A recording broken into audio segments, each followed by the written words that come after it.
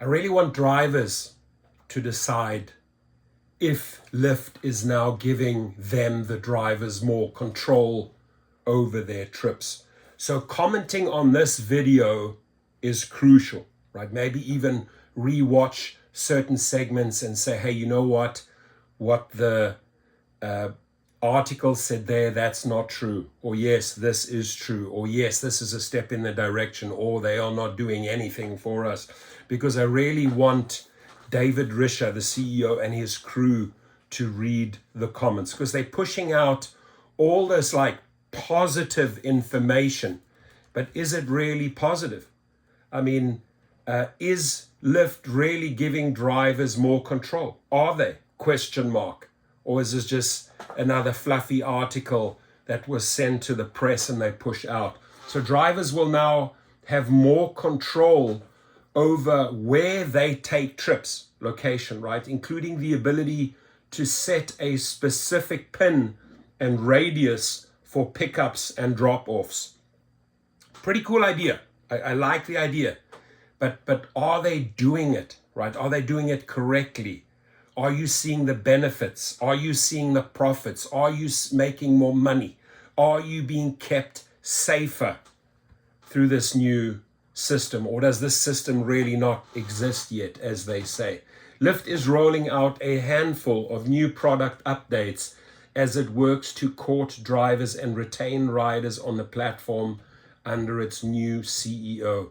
The company said Wednesday that drivers will now have more control over where they take trips, including the ability to set a specific pin and radius for pickups and drop-offs. Now this, if implemented correctly, is crucial to a driver for safety. Uber, on the other hand, Dara Khosrowshahi, punishes the drivers. Oh, you don't go into that geographic location? Strike one. Strike two, you're off. You're not treated as an independent contractor with Uber. But are these just words by Lyft?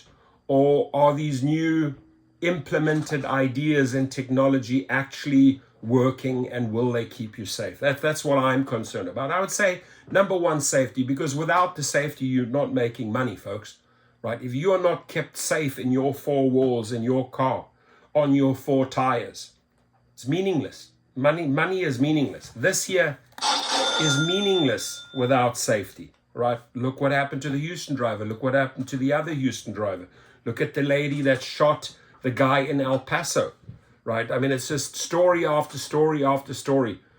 If they do not provide adequate safety, if they are not willing to spend the money on implementing ideas and technology and vetting systems on safety, all the money in the world is not worth it if you buried 6 feet underground. So I actually hope and pray that this is a step in the right direction and that this is rolled out properly, and this will actually benefit you, the driver. And the same for the food delivery drivers. Now, Lyft doesn't do food delivery, but safety is universal, my friends, whether it's a rideshare driver or food delivery driver. The company said Wednesday that drivers will now have more control over where they take trips, including the ability to set specific pin and radius for pickups and drop-offs. In the past, same drivers were able to set where they'd like to head at the end of the day, or they could set a radius directly where they currently were. Now drivers can adjust that pin to a different radius. Pretty cool idea. When we designed this release, we really said, let's look at what drivers are telling us. And they really want more control over their time, CEO David Risher said in an interview with Fast Company. Risher took over the helm in mid-April after co-founder Logan Green stepped down amid struggles to compete against market giant Uber. Stay within the area, increase the area, decrease the area. Rideshare drivers often struggle with the unpredictable nature of their income. Lyft is now showing drivers all available scheduled rides and what they expected to earn in the region for up to 7 days ahead. Drivers can also plan their weeks in advance and filter through scheduled rides with things like airport, drop-off, date, and time. Lyft is providing guidance on weight times in busy areas so drivers can get a better sense of where the demand is, right? That's really, when you start as a newbie, when you started as well, you figure out in the first 2 weeks, right? LA is a big city, for example, or you could be driving in Dallas or Orlando. You figure out, hey, where is the demand? Where should I be, right? And you compare that to other areas and other time slots, right? You got this, like, let's say, if you'd use this formula here, I'm working in this zone and I'm working in this zone. If I increase this zone here, am I making more money? If I increase this zone here, am I making more money? Let me compare this geographic area to this geographic area. Where do I make the most money? Where is the most demand, right? And according to that, I start working my patterns. Now, the problem that I see, I think it's a novel idea. I think it'll add to safety. I really do, right? But I think the problem is every driver quickly figures out where the money is. For example, Uber Black SUV in LA. Sure, I want to be in Bel Air. I want to be in Beverly Hills. I want to be in Hollywood Hills where the money is, or the restaurants are, or over in Pacific Palisades or Santa Monica or Malibu, Westlake Village or Westlake Hills or Gura or Hidden Hills or Calabasas, right? Bless you. That's where I want to be with my, new feature. But so do all the other drivers. So are you pulling, with this new device, are you pulling all the competitors, the other drivers, into that same area because you've determined, hey, this is where I make the most money? In the very beginning, when I really pushed hard for years on the SUV, recruiting all my private clients, right? I mean, sure, a thing like this would have been awesome. But at the same time, it would also educate other drivers where they need to be. And my competition would have been stiff at the time in Hidden Hills. That's where I did the most recruiting, right? So we shall see how this plays out. The cool thing about drivers is they quickly figure out, does this or does this not work for me, right? Are the offers that Uber and Lyft are giving me, do they make sense? Do they make money? Or do I need to cherry pick? We street smart, way street smarter than those executive trash fools on the top, right? We know how to play the algorithm. We know how to work around the algorithm. We know how to out-trick the algorithm.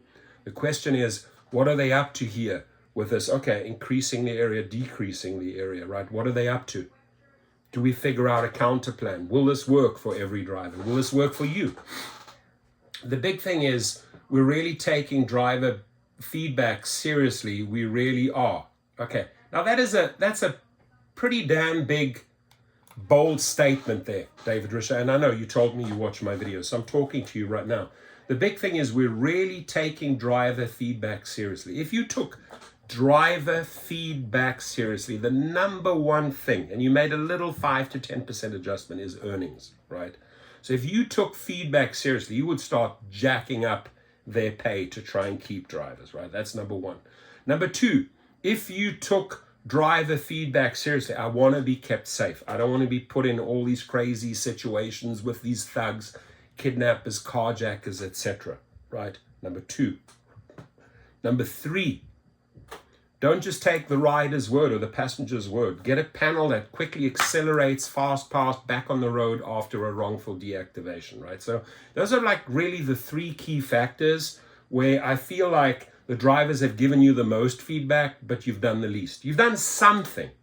You've done something, but you have so much still to do. And by the way, right, I just want to remind, this is what I want to remind drivers here, right? They are stuck. Since he's been in there, they've been stuck in the $10 range. You need to listen to some of the YouTube generals, some of the people that really understand the game, right? I know this industry inside out. And the one thing is if I drive myself on rideshare and private trips, and I lease out all these vehicles, SUVs, Suburbans, Cadillacs, I get so much feedback every Monday and Tuesday, right? I look at so much data. I have a whole back-end panel multiple partnerships in different cities. Uber may not know that, right? But I work with people. Sometimes I'll work in the background, but I will look at data. I'm a data freak, right? And quickly figure out this is where you make money. So yeah, I like this feature. But will it make you money? And will it keep you safer? The company's product updates come during what's often a busy travel season. Rideshare companies are boosted by airport travel, which are often far from destinations and cost more than a typical quick 5-minute trip. Lyft is showing drivers real-time airport conditions, including anticipated wait times, the numbers of drivers ahead in the queue, and flight information. Drivers in the queue can also set their location filters to get rides that fit with their schedule. Now, the one thing is, the reason why they let Logan Green and John Zimmer go, there was just too much pressure on them. They did not know how to run the company. They did not care about safety, and the investors said out. So they bring this guy in, right? They bring this guy in. Now, both Uber and Lyft have done so much damage to their companies at airports. They've literally evaporated that income. Years and years ago, that was like the top money maker. Any international airport was a big money maker. They completely destroyed that business by paying drivers a fraction. I mean, you're talking at LAX with 30 something cents per mile at some stage. So it went from like $60, couple of dollars to $1 to 60 to nothing. There's no drivers, it's just taxi drivers at LAX, right? And a couple of other guys that are working a couple of systems or apps that actually sort of make them money, right? There's a handful of people at LAX that know how to make money. The rest stay away. So how do you bring them back? How do you bring back your biggest money makers? Now, they've probably identified that at Lyft that airports make them money. They said, okay, well, let's bring out some features, which is smart. I think it's a smart thing. Let's bring out some airport features that will actually make sense and bring the drivers back. Because we effed up here. We lost them, right? You're only to blame at Lyft management or Lyft executive management for chasing drivers away from airports. Because if you bring them down in earnings, below that threshold, they're not making money. They're not making money at all. So yeah, great article. But the truth is, the truth we'll find out because we'll read the comments, right? Lyft is now giving drivers more control over their trips. I add to that, are they? Question mark. Are they? Question mark. Making your money? Or is it just hot air? Is it fluff? Please comment and back up your comment with some evidence. And I do want to give a shout out to my sponsors, Legal Rideshare. If you get into an accident, hit them up. DisplayRide.com, probably the best dash cam with uploaded footage into the cloud, and GigRocket.com when it comes to wrongful deactivations. At GigRocket, we'll get you the money back that you have lost, damages, your lost earnings, plus negotiate and get you back on the platform. As long as you don't have tons of violations or warnings in the past, right? You got a good shot at it. So check it out. Your comments, please. Have a great day. Have you seen this? Have you used this? Does it work for you?